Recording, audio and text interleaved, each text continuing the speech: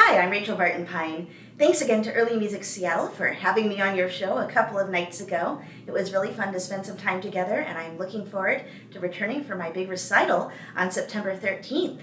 But meanwhile, we had a few of your questions that we didn't quite have time to get to, so I'm delighted to be making this little extra video so that all of you can get the answers that you were looking for. Let's start. Let's see, Rachel, what was your last concert before the pandemic? Well, normally during the regular season, I go to one particular city or country for half a week or most of a week, and then I come home, do my laundry, repack my suitcase, and head out to the next one. But I had a few in a row that were so close together that I ended up not coming home in between. On March 8th and 10th, I played the Sibelius Concerto with the Winston-Salem Symphony in North Carolina, and then I went over to Arizona for a Saint-Saëns B minor concerto with the Flagstaff Symphony.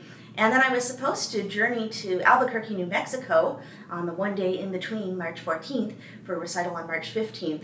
But as the week was drawing to an end, it became clear that the Albuquerque recital was not going to happen. So instead of going to New Mexico on the 14th, instead I flew home to Chicago, and I've been home in Chicago ever since. So yes, Flagstaff, Arizona on March 13th. That was the last in-person concert that I did, and hopefully I'll be back at it before too long. Will there be a book of music by Black composers for viola? Yes, in fact, if you want to see all of the things that my Music by Black Composers project has already accomplished, and all of the resources that are currently available, as well as all of our plans for the future, which are constantly getting added to, you can go to our website, musicbyblackcomposers.org. In the About section, click on Projects Timeline, and there you will indeed find the viola books, which we are absolutely planning to create. Now, a quick word of explanation. You might think that we could just take the violin book and put it a fifth down and say that's the viola book. And yes, it would be great to have it out there sooner rather than later, but I feel like that wouldn't be doing due diligence and having as much respect for the viola as we ought to. So what we need to do, first of all, is survey the cello repertoire. And this means going through every piece ever written in any century from any part of the world by a Black composer for cello. And figuring out, which ones are what level of playing, and even for the more advanced pieces, whether certain things could be simplified or excerpted to become younger pieces. Well, for example, in Suzuki Book 2, we have a bit of Paganini's Witches Dance. Obviously, no Book 2 student is going to play a wild Paganini piece, but it's just the theme. So that's the kind of thing that is typically done in pedagogical series. For the cello, not only the cello repertoire, but also music for low brass, music for low voice, anything that could potentially be played on the cello, and of course some of the violin repertoire transcribed for cello. Once we know what all the cello repertoire is and all the violin repertoire, then we can begin to see which of both of those sets of repertoire would work for viola, as well as, of course, the limited but important number of pieces originally written for viola by Black composers. Because there weren't as many original works yet written for viola, or have been written for viola over the centuries, we feel that it would be important to have a critical number of real viola music, so to speak, and so we do want to do some commissioning as well. Of course, that makes the cost higher, that makes it take longer, so there's a lot of moving parts, more than you might think at first blush, because we want to really make our viola series the best it possibly can be. That might mean waiting a couple of extra years for it to exist, but then it'll exist for many, many decades and be much better than if we just, did a rush job right now. So that's the scoop, violists. Okay, please state again the first piece that I played on my performance. Or my interview plus perform, whatever you want to call it. Okay, well, the first thing that I played was actually a Rebec duet improvisation in C Mixolydian mode. But you're probably talking about the first composed piece that I played on the modern violin, which is Louisiana Blues Strut by Coleridge Taylor Perkinson. And if you want to hear this piece again, you can hear it on my Blues Dialogues album. Which Vivaldi compositions are your favorites? Your daughter is an impressive young lady and her voice is really developed for an 8-year-old. Well, thank you so much for your kind words about my daughter Sylvia. Sylvia has been taking vocal lessons for, almost a couple of years now. You can find on her Sylvia Pine YouTube channel some of her other singing, including last year when she had the great honor of doing the big child soloist part in Bernstein's Chichester Psalms. My grandmother, my mother's mother, was a professional singer and voice teacher, and so I've never had much of a internal instrument myself, enough to get me by with, demonstrating phrasing in a master class or singing lullabies to my newborn baby before she was old enough to realize my lack of quality. But yeah, my daughter has been born with a beautiful instrument, and we're very grateful for that. It's certainly a lot of fun.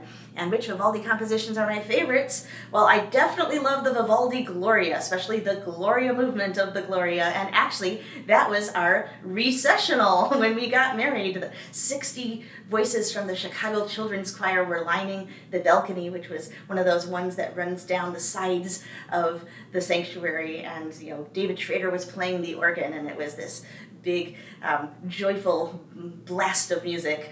But one of my other really favorite pieces by Vivaldi is his double concerto for viola, Mori, and lute.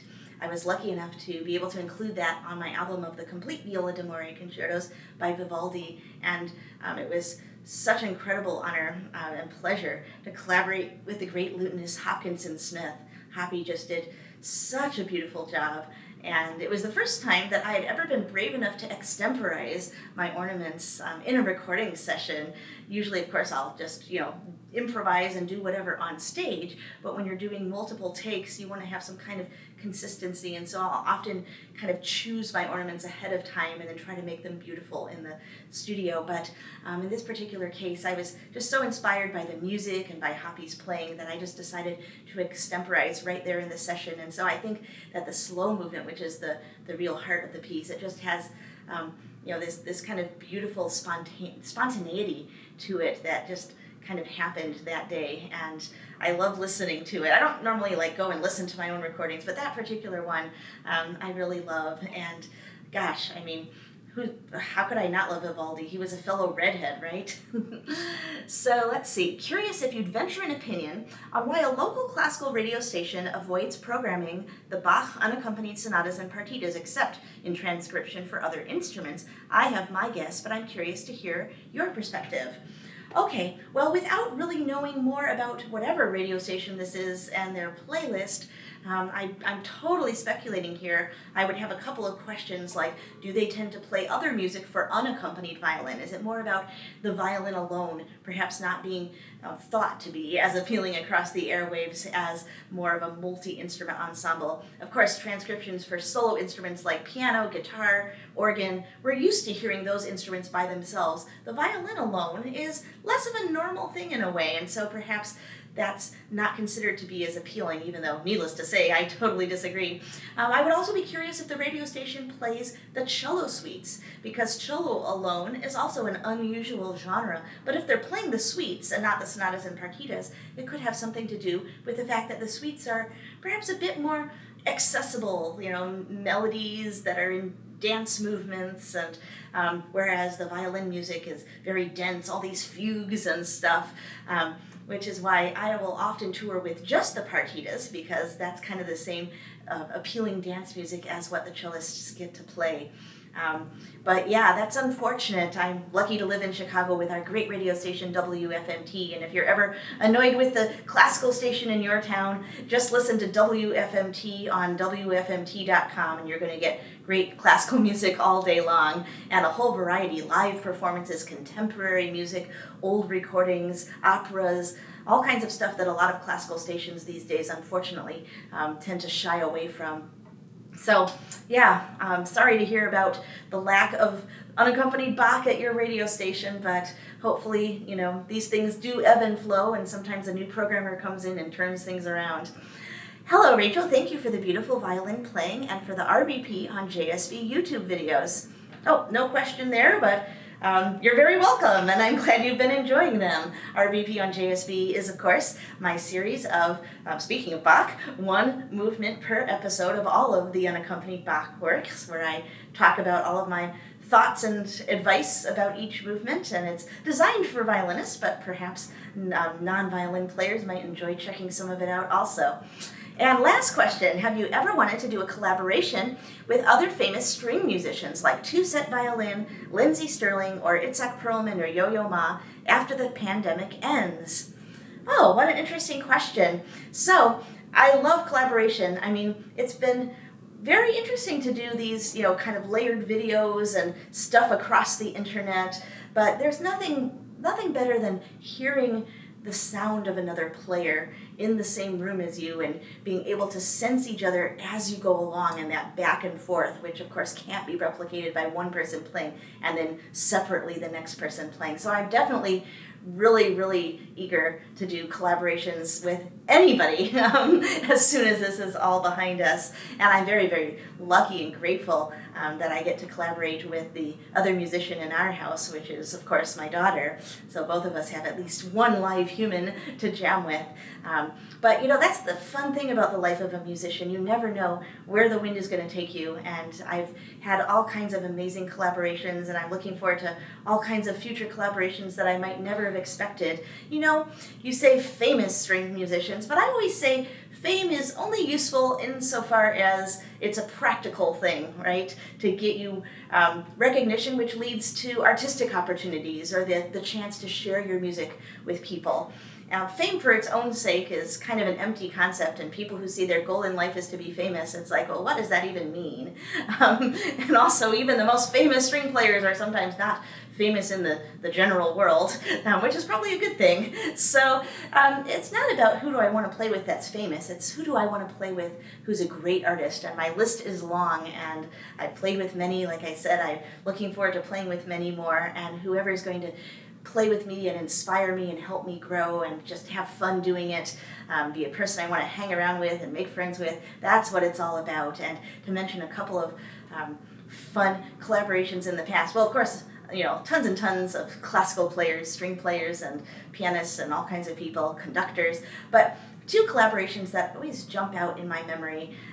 First of all, well, I guess you'd call him a string player, the rock guitarist Slash. After I opened for him one time at the House of Blues, we got to hang out backstage trading licks, and that was just a magical moment. And then the great bass baritone, William Warfield, the legendary singer.